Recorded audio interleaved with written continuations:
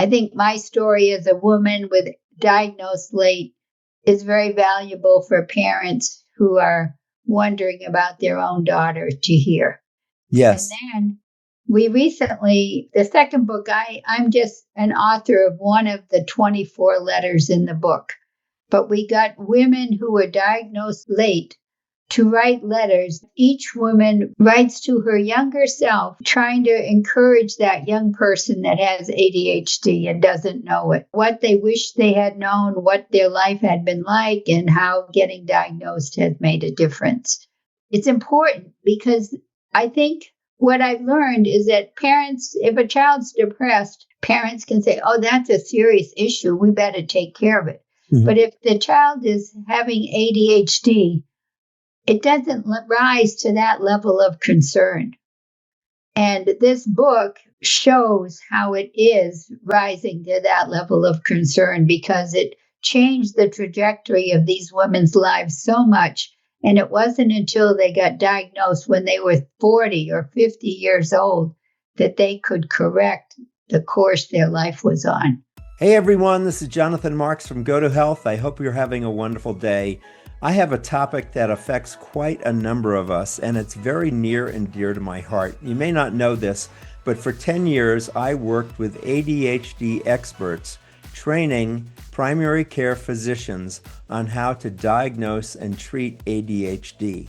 We had a very successful program. We trained 33,000 health professionals across the United States about how to screen for, diagnose, and treat ADHD in adults. And because of all the education we provided, we also reached almost 1 million views on YouTube from people who were interested in ADHD in their own lives.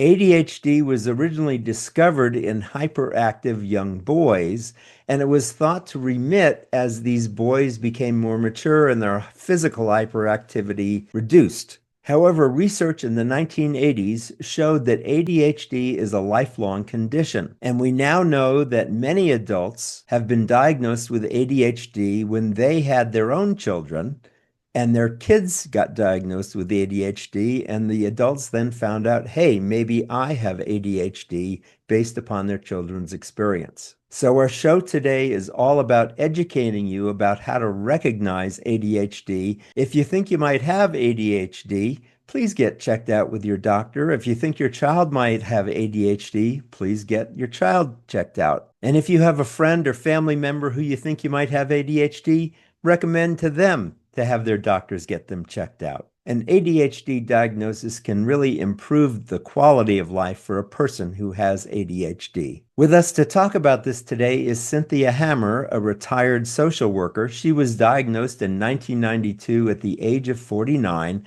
with inattentive ADHD. A few years after her diagnosis, she started her first nonprofit organization, ADD Resources, which she ran for 15 years before retiring.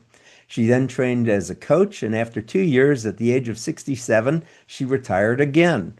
Her book, Living with Inattentive ADHD, was released on August 29, 2023, and has received outstanding reviews from noted ADHD authorities. Then this past year, realizing that girls with ADHD are much less likely to be diagnosed than boys, she founded FindTheADHDGirls.org as a product of the Inattentive ADHD Coalition. The website is FindTheADHDGirls.org. It provides a checklist to identify young girls with likely ADHD, numerous free handouts and articles, and a monthly newsletter. Before we get to Cynthia, a reminder, if you're enjoying our show, would you please leave us a 5-star review or a thumbs up on Spotify or Apple or YouTube, wherever you're listening to us. It helps get our word out to more people. Thanks in advance. So, welcome to the show. Cynthia Hammer, how are you today? I'm fine, Jonathan. Glad to be here. Good. I'm glad to have you as well. Let's talk about your story first and ADHD. Tell us about your history and background. I guess my history started like a lot of parents when you start worrying about a son or a child that might have something going on that you're not sure about. And we spent several years over a son who was between 8 and 10 years old. And we worried when it was time for him to go to middle school, he'd really get lost. So we sent him to a private school with just 8 children in his class. And by the end of the year, he still didn't know all 8 children, where my other son was in high school and he knew everyone in the high school. So when we got him diagnosed, I would go to his appointments, and eventually in learning about ADHD, I said to the pediatrician, I think I have ADHD. And he said, you do. Yes, this is so many of the stories that I've heard. Just so people know, I helped build the website ADHDinadults.com, and we trained 33,000 health professionals on how to diagnose and screen for ADHD and then treat ADHD. And your story is so common, Cynthia, that a lot of people have found out that they have ADHD when their kids have gotten diagnosed with ADHD. Right. I mean, well, it's unfortunate it's fortunate that they find out eventually. It's unfortunate they didn't find out sooner. Yes, absolutely. And what was it when you got diagnosed and when your son got diagnosed? How did your life change? Well, I was 49 years old at the time, and I was lucky to find another woman in Washington State that had ADHD in the back of a book. It was the first book ever written for adults with ADHD by Lynn Weiss. Back then, there was very little information available. She told me about the first conference that was going to be held, and I went to that. And that's where I met Dr. Hallowell and Terry Matlin, Sari Solden. They had all been diagnosed. I thought I was the first. I thought I was the original adult with ADHD. But I went to this party and realized that I wasn't alone, but there weren't a lot of us. Yes. So I went back to Washington State and started a nonprofit to educate adults about possible ADHD. Right. And your website to educate adults was what's your website? Well, back then, which was almost 35 years ago, it was ADD Resources. And if you have a Wayback Machine, you can still find our articles and our website for adresources.org. But after 15 years, when I retired, I no longer stayed with that organization. And then during COVID, I wrote a book about my life with inattentive ADHD and learned that people with the inattentive type were still underdiagnosed. So that's when I started a new nonprofit focused on inattentive ADHD. And then just recently, we created a project to find the ADHD girls. Good. So let me just educate the audience a little bit. There are two major kinds of ADHD. There's the hyperactive ADHD and the inattentive ADHD. And ADHD was originally discovered in young boys who were very hyperactive, and they were put on medication. And as a matter of fact, their hyperactivity somewhat attenuated as they got older and they became more mature. So they were taken off medication. But the research in the 1980s actually showed that ADHD is a lifelong condition and that people need to be on medication or can benefit from being on medication for their entire lives. And it was only recently, as you're talking about, that there was a second type of ADHD called inattentive ADHD, which was more of you tell me what it's like. It's more of a spaciness or lack of focus. Tell us what that's like, Cynthia. Well, I think we have a lot in common with the people that are hyperactive. It's just that we don't have that high energy or the physical activities, but we all can be distractible. We all can not be paying attention and listening. But the people that have inattentive, I almost say they're kind of like the reverse. When you think the hyperactive, if you're old school, you'll know about the 78 RPMs, that they run at 78. And those of us that are inattentive, we might run more at 33 RPM. So we come across as slower thinking, more introverted, maybe sometimes shy, not always attuned to what's going on, not overreactive. Like I think of the hyperactive person, they could, be right there making a quick response, but the inattentive would be a slower, pondering things more, coming across as more thoughtful. Right. So your project right now is called findtheadhdgirls.org. Yes. I've been to the website. It's a very helpful website. Tell us what kind of services you can provide. Our whole thing is to provide information, valid, accurate information, and helping people to realize how ADHD presents in this younger age group, because they're saying, oh, it's hard to diagnose girls. And I say, no, it's not hard if you know what to look for. So our thing is telling people what to look for, so they're going to get diagnosed at that younger age. And then once they're diagnosed with parents and all, we say we're the place where you can learn about ADHD in young girls and how to help them. So it's like we're trying to provide that whole thing, the how to get them diagnosed, and then how to help them. Got it. So tell us, help our audience, how can you start recognizing ADHD in a young child?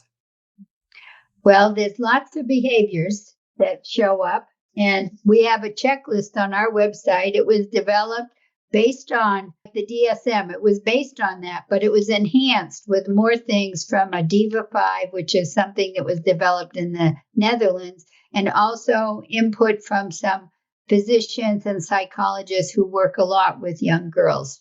So the checklist, we go through a lot of areas of behavior: inattentiveness, difficulty to maintain attention, poor listening skills, organization and forgetfulness, restlessness and impulsivity, emotional dysregulation, social awkwardness, and heightened sensory issues.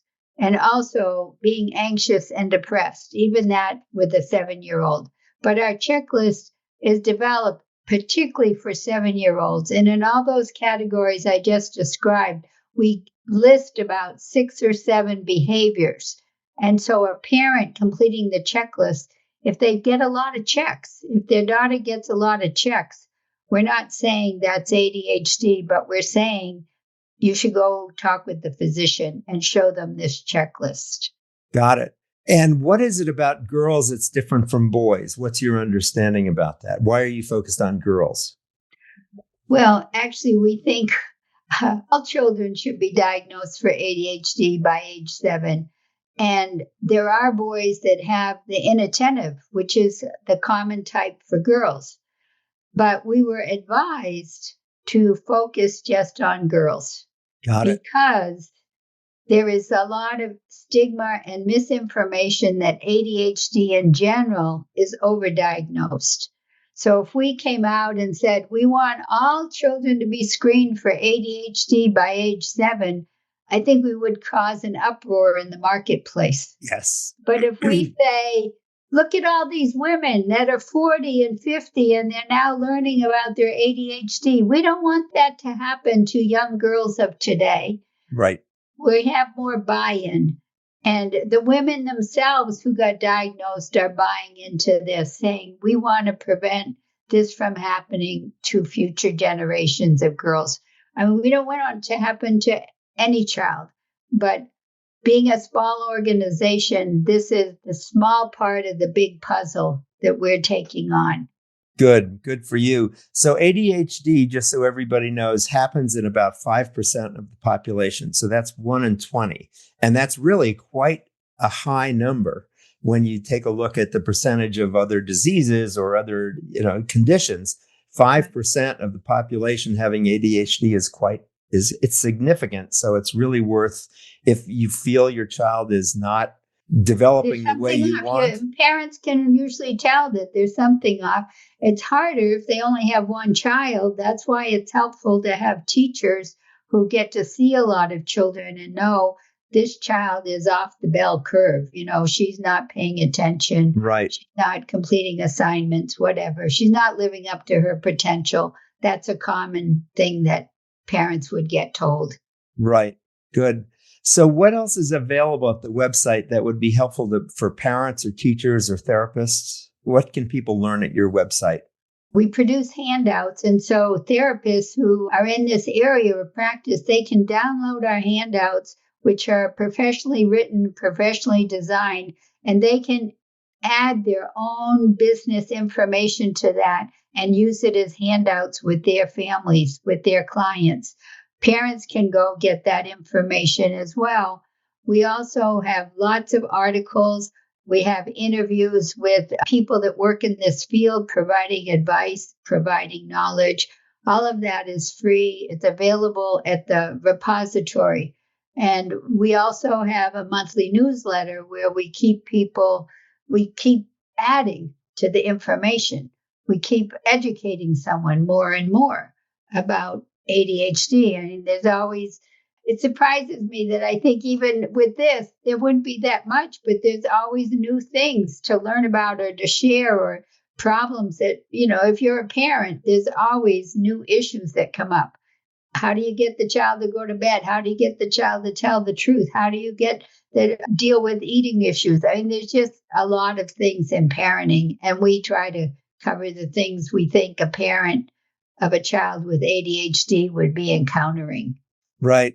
Now, you've also written 2 books. One of them is called Living with Inattentive ADHD, and the other one is called Letters to Our Young Self. Tell us about your books, Cynthia. Well, the books, Living with Inattentive ADHD, I started to write during COVID.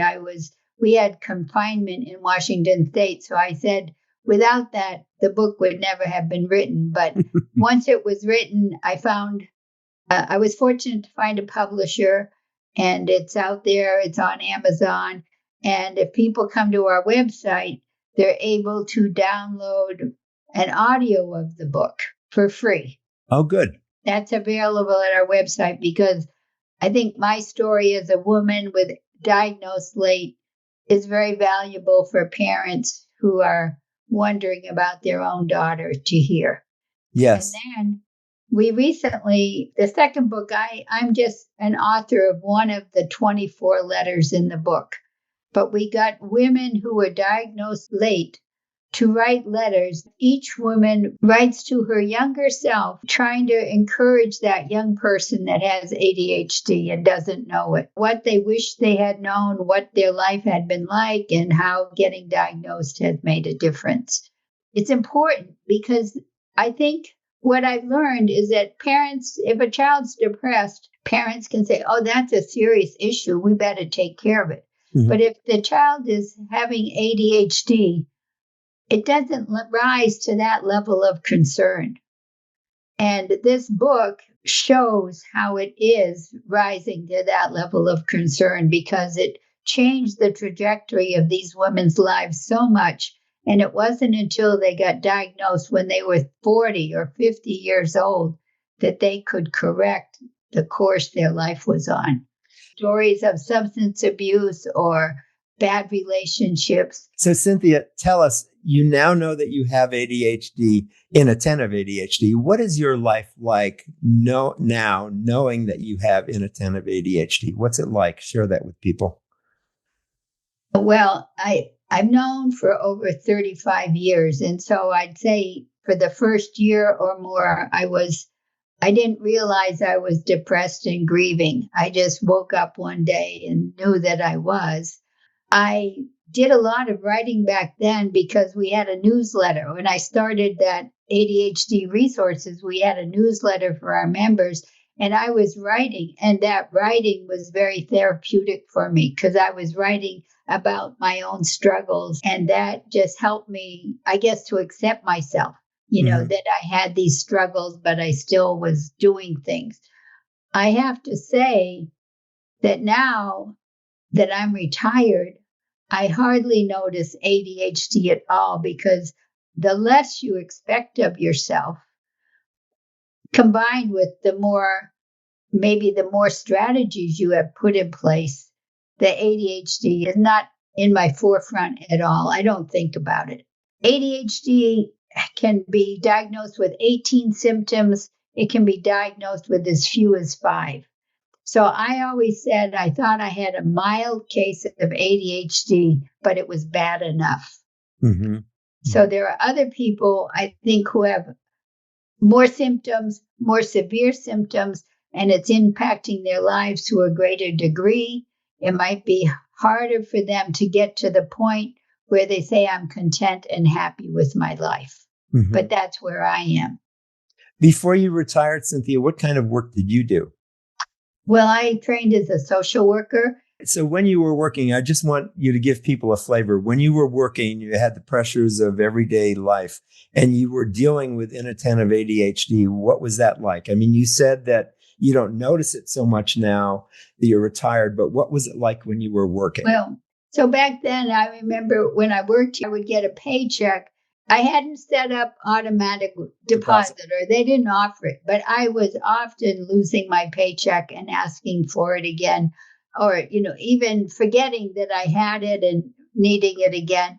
I would be on Ritalin, which back then you needed to take every 4 hours, and I would leave home and forget to take it. So eventually I learned to have some more at my workplace. I have a vivid memory, which I wrote about in the book, of the first time I took Ritalin. And my job was, if someone new came into the facility, I would give them a tour. And I was in the middle of that particular day. I had to go pick up my son at 2:00. And when I started the tour, I told them that. And when it was 2:00, I actually remembered and told them I had to leave. And that was like a first time experience, because typically with ADD, you get involved in something, you forget everything else. You are totally involved in what you're involved in. And I wouldn't have remembered I had this other commitment. That was like, a real, I guess it made me value my Ritalin. And so then I went on a bike ride across part of the States with my sister. When she read my book about inattentive ADHD, she wasn't aware of all my struggles. Mm-hmm. People are aware, but they don't attribute it to ADHD. They say it's your personality, you're just flaky, you're, a little bit weird or whatever. Right. So she wasn't aware. So when I asked her, well, what do you remember about me? She said, well, I remember on a bike trip, you were telling me how much your medicine was helping you. And then you remembered you hadn't brought it. Oh on the bike trip. Right. Oh, dear. So, Cynthia, you've just described something that I want to share with people, which is that experiences of ADHD, you can either be very spacey and inattentive, or as you were just describing, you can be so focused on what you're doing that you block out everything else that's going on and really don't have much connection with the world around you. So it can really vary between those two things. Right. Yes. Yeah. And another example of that is if I was reading a book and my children were calling me for something, I wasn't even hearing them. So they would come and wave their hand in between my eyes and the book to get my attention. Yes. Got it. Good. So, Cynthia, what question haven't I asked that you would like me to ask? Or what big message would you like to leave with people today? Well, I guess I don't think it's okay that girls get diagnosed at 12 or 18. And I'm trying to move that acceptance point. They need to be diagnosed at 7, because the more years they live without knowing, the more self-esteem damage they are doing to themselves. It becomes harder to unwrap your ADHD and thrive from it if you have this stuff on top that you have to deal with first. So the earlier you get diagnosed, the better everything is going to be. And people say, which I agree, that having ADHD is not the problem. Not knowing is the problem. I couldn't have said it better. Wonderful. Cynthia, I'm so glad you came on the show today. Thanks for being with us today. Thank you, Jonathan. Best wishes. Good. Thank you. And we've been talking with Cynthia Hammer. She is the founder behind findtheadhdgirls.org. She has inattentive ADHD herself, and she was diagnosed at the age of 49. And she found this out when her child was diagnosed with ADHD. So her whole objective here is to get kids, and particularly girls, diagnosed earlier in life so that they can live more productive lives. Thanks so much for being with us today, Cynthia. Thank you, Jonathan. Good. This has been Jonathan Marx with GoToHealth. So glad you're with us. Thanks for being with us today. And as we say at the end of every show, go to health. We'll see you again next time. Bye. Thank you for tuning in today to Go to Health. You are one of almost 10,000 people per day who enjoy the evidence-based health information offered by our guest health experts. You can watch us on our website and YouTube and listen to us on 8 podcast networks. Be sure to join Jonathan Marx in our upcoming shows each week. If you like our show, please share this episode with your friends and colleagues. You can subscribe to the show, join our email list, send us feedback, browse through the online store, and view our library of over 150 shows at GoToHealthMedia.com. See you next time, and remember to elevate your life with Go to Health.